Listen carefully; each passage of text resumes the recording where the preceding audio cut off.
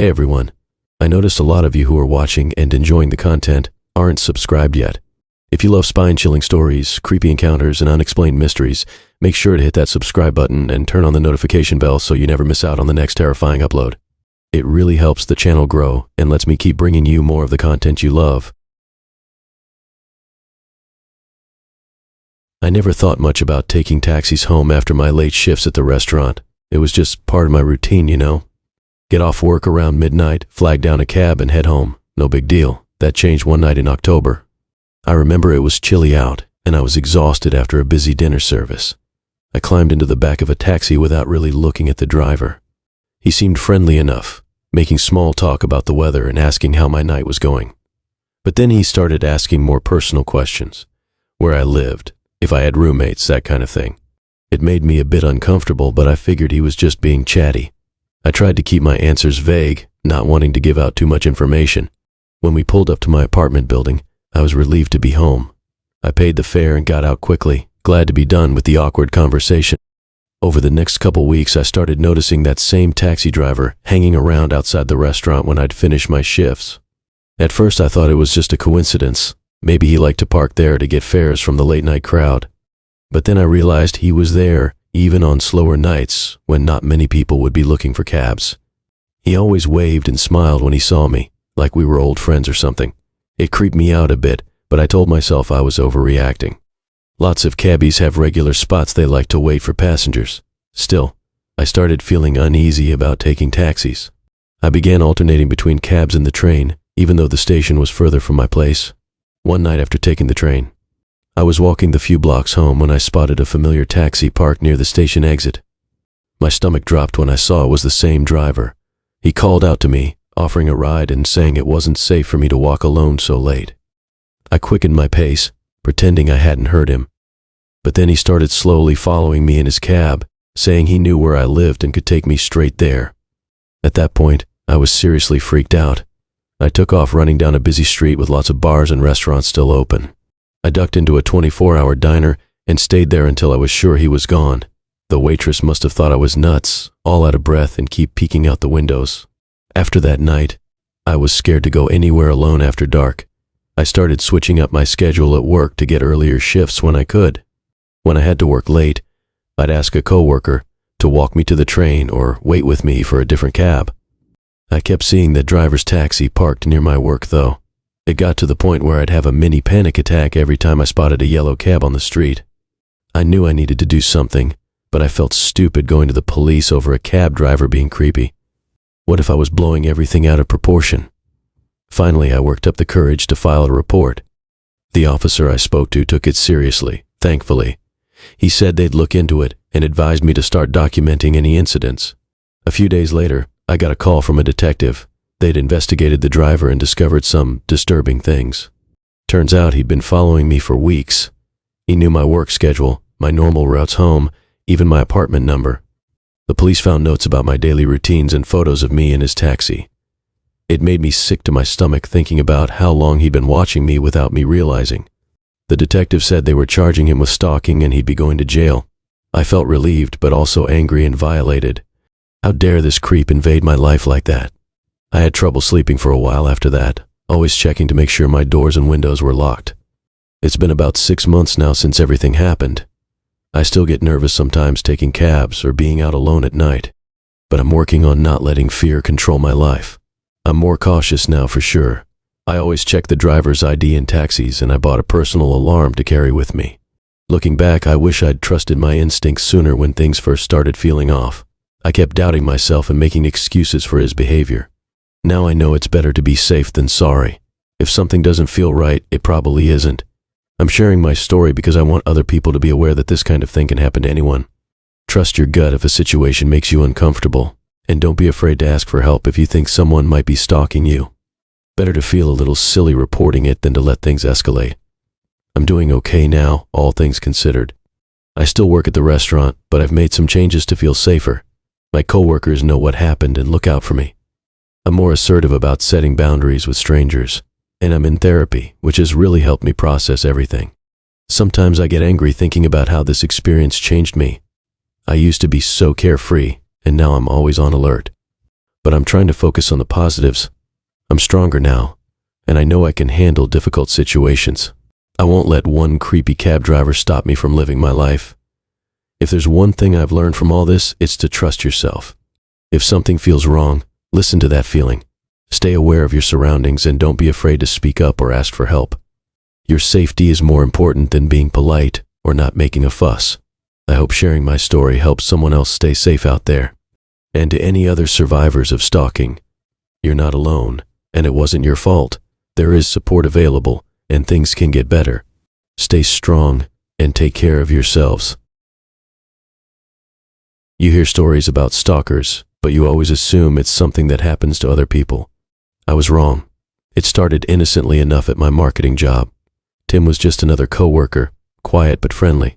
We'd chat occasionally by the coffee machine or in meetings. Nothing unusual. Over time, I noticed Tim around more often. He'd be at my favorite lunch spot or leaving work at the same time as me. I didn't think much of it then. Looking back, I should have seen the signs. One night, I was working late at the office. The place was deserted when I finally packed up to leave. As I walked to my car in the dim parking garage, the hairs on the back of my neck stood up. I heard footsteps behind me, but when I turned to look, no one was there. Spooked, I hurried to my car and drove home. That's when the first message came. An unknown number texted me, "You looked scared tonight. You shouldn't be alone." My heart raced as I read it over and over. Who could have sent this? How did they know I was scared earlier? I tried to brush it off as a prank, but the messages kept coming. At first they were vague, comments about my outfit or hair that day. Then they got more specific, mentioning places I'd been or things I'd done. It was like someone was watching my every move. I reported it to my boss, but he didn't take it seriously. He suggested I was overreacting to a secret admirer. But this didn't feel like admiration. It felt threatening. The texts escalated, becoming more explicit and frightening. Whoever was sending them knew things they shouldn't. Details about the inside of my apartment, conversations I'd had in private. I started to feel unsafe everywhere. I installed new locks and security cameras at home. I varied my routines, taking different routes to work and switching up where I went for lunch. But the stalker always seemed to know where I was. One day at work, I noticed Tim watching me more than usual. A chill ran down my spine as I wondered, could it be him? I started paying closer attention and realized how often he was around, always on the periphery. I went to the police, but without hard evidence, there wasn't much they could do. They suggested I keep a log of incidents and try to gather proof. So I did. I documented every message, every time I spotted Tim nearby, every uneasy feeling. It was draining to be constantly on alert, but I knew I had to protect myself. The turning point came when I got a message referencing something I'd only said in the privacy of my own home. That's when I realized the extent of the invasion. My devices must have been compromised. I took my phone and laptop to a security expert. They confirmed my worst fears. Spyware had been installed, giving the stalker access to my cameras, microphones, and data. I felt sick knowing I'd been watched in my most private moments. With this evidence, the police finally took action. They traced the spyware and messages back to Tim. When they searched his apartment, they found the full horror of his obsession. An entire wall was plastered with photos of me, hundreds of them, taken without my knowledge. There were pictures from inside my home, screenshots from my webcam, printouts of my private messages and emails. He'd been watching every aspect of my life for months. The relief of Tim's arrest was overwhelming, but it didn't erase the trauma. I still check over my shoulder constantly. I'm jumpy around cameras and phones. Trusting coworkers or anyone is a struggle. I'm in therapy now, working through the fear and violation. Some days are better than others. I'm slowly reclaiming my life and sense of safety, but I know I'll never be the same. If there's one thing I've learned, it's to trust your instincts. If something feels off, it probably is. Don't ignore the warning signs like I did. And if you think you're being stalked, document everything and keep pushing for help until someone listens. I never thought this could happen to me, but it did. Now I'm sharing my story in hopes that it might help someone else recognize the danger signs sooner. Stalking isn't just a plot in movies. It's a real threat that can happen to anyone. Stay aware, stay safe, and don't be afraid to speak up if you feel you're in danger. Your peace of mind and safety are worth fighting for. It all started when I moved into my new apartment last month. I was excited about the fresh start, you know? New city, new job, new place. The neighborhood seemed safe enough, and the rent was reasonable. I spent the first couple of weeks settling in, arranging my furniture and getting to know the area. At first, everything was normal. I'd go to work, come home, maybe watch some TV or read a book before bed. But then, little things started catching my attention. It was subtle at first. I'd noticed small scratches near my door lock that I didn't remember being there before. My window blinds would be slightly askew when I was sure I'd left them straight. Sometimes I'd find my personal items just a bit out of place. I tried to brush it off. Maybe I was just being forgetful or paranoid. After all, moving to a new place can be stressful, right? But the feeling that something was off just wouldn't go away. I started double-checking my locks before bed and making sure all my windows were secure. One night, about a month after I moved in, I woke up suddenly. It was the middle of the night, and at first I couldn't figure out what had disturbed me. Then I heard it, soft footsteps in my living room. My heart started racing, and I felt like I couldn't breathe. I pulled my blanket over my head and lay there, frozen in fear, straining my ears to hear any other sounds. The footsteps continued for what felt like hours, but was probably only a few minutes. Then, silence. I didn't sleep for the rest of the night, too terrified to even peek out from under my covers. When morning finally came, I cautiously got out of bed and checked my apartment. Nothing seemed out of place at first glance, but then I noticed a few things were missing. My favorite necklace was gone from my jewelry box, and a framed photo of my family had disappeared from the shelf. That's when I knew it wasn't just my imagination. Someone had been in my apartment while I was sleeping. I called the police right away. They came and took my statement, dusted for fingerprints, and checked for any signs of forced entry. They found fingerprints on my windowsill that didn't match mine. The officer told me it looked like someone had been entering through the window regularly. The thought made me sick to my stomach. How long had this been going on? How many times had this person been in my home while I slept, watching me, going through my things? I couldn't stay there another night. I packed a bag and went to stay with a friend. The police investigation continued, and what they found next was even more disturbing. They discovered tiny cameras hidden throughout my apartment, in the smoke detector, behind picture frames, even in the bathroom vent. This person hadn't just been entering my apartment, they'd been watching me constantly. They traced the camera feed to a nearby building. That's where they found him. My stalker. He had a whole setup there, monitors showing live feeds from my apartment. They found boxes of my belongings that he'd taken over time, clothes, photos, even some of my mail. It turns out he'd noticed me when I first moved in and had become obsessed. He'd been watching me for weeks, learning my routines, waiting for me to fall asleep before entering my apartment. He knew when I showered, when I left for work, even what I ate for dinner. The whole experience has left me shaken. I can't bring myself to go back to that apartment. Even in my friend's guest room, I have trouble sleeping. I keep thinking I hear footsteps or see shadows moving. I know he's been arrested, but the fear lingers. I'm seeing a therapist now, trying to work through the trauma. It's hard to feel safe anywhere. I'm always looking over my shoulder, checking locks multiple times and scanning rooms for hidden cameras.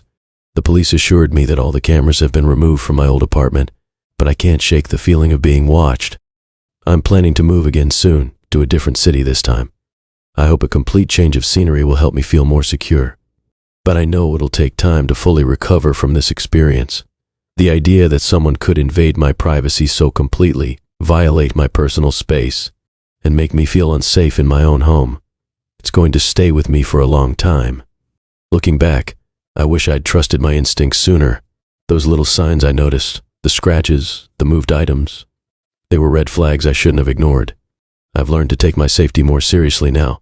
I'm installing a security system in my new place, and I'm going to be much more cautious about who I let into my life. This whole ordeal has changed me. I'm more wary now, less trusting. But I'm also stronger. I survived something terrifying, and I'm determined not to let it define me. It's a slow process, but I'm gradually reclaiming my sense of security and peace of mind. If there's one thing I want others to take away from my experience, it's this: trust your instincts. If something feels off, it probably is. Don't brush off your concerns or try to rationalize away your fears. It's better to be cautious and wrong than to ignore your gut feeling and end up in a dangerous situation. I never thought I'd be the victim of a stalker. It's the kind of thing you hear about on the news or see in movies, but you never expect it to happen to you. But it can happen to anyone. My story is a reminder to stay vigilant, to be aware of your surroundings, and to take your personal safety seriously. As I prepare for my fresh start in a new city, I'm cautiously optimistic. I know the road to recovery won't be easy, but I'm ready to face it. This experience has shown me how strong I can be, and I'm determined to move forward, one day at a time. I never thought it would happen to me. You always hear about these things on the news, but you never imagine you'll be the one living through it. It started innocently enough, just another day at the gym. I've been going to this gym for a few months now, usually 3 times a week after work. It was my way of unwinding, staying healthy, and keeping stress at bay. The routine was comforting: change into my workout clothes, hit the treadmill for a warm-up, then move on to weights and resistance training. Sometimes I'd join a class if the timing was right. It was my time, my space. That Tuesday evening, I noticed him for the first time. Just a guy, maybe in his mid-30 seconds, dark hair, average build, nothing remarkable. He was on one of the weight machines across the room. I only noticed because I felt like someone was watching me. When I glanced over, he quickly looked away. I shrugged it off and went back to my workout. The next time I was at the gym, I saw him again. Same spot, same machine. This time I caught him staring more than once. It made me a bit uncomfortable, but I told myself I was being paranoid. Guys look at girls at the gym all the time, right? No big deal. But then it kept happening. Every single time I went to the gym, he was there. Always in the same area, always watching. He never approached me or said anything, just watched. It started to creep me out. I began to dread going to the gym, which sucked because it had always been my happy place. I tried changing up my schedule, going at different times. Somehow, he was always there. It didn't matter if I went in the morning before work or late in the evening. He'd be there, pretending to work out, but really just keeping his eyes on me. Then the texts started. The first one came after a particularly intense workout. "You looked great in those blue leggings today." I froze. I had been wearing blue leggings. I didn't recognize the number, so I blocked it and tried to forget about it. But more texts came from different numbers. They'd comment on what I was wearing, what time I arrived at the gym, even which machines I used. It was terrifying. I changed my phone number, thinking that would solve the problem. It didn't. The texts kept coming. I started to feel like I was losing my mind. Was I imagining things? Was I overreacting? I didn't want to tell anyone because I felt silly. It's just a guy at the gym and some weird texts, right? But deep down, I knew something wasn't right. One night, I was leaving the gym later than usual. As I walked to my car, I noticed a vehicle I didn't recognize parked a few spots away. The hairs on the back of my neck stood up. I quickened my pace, got in my car, and locked the doors immediately.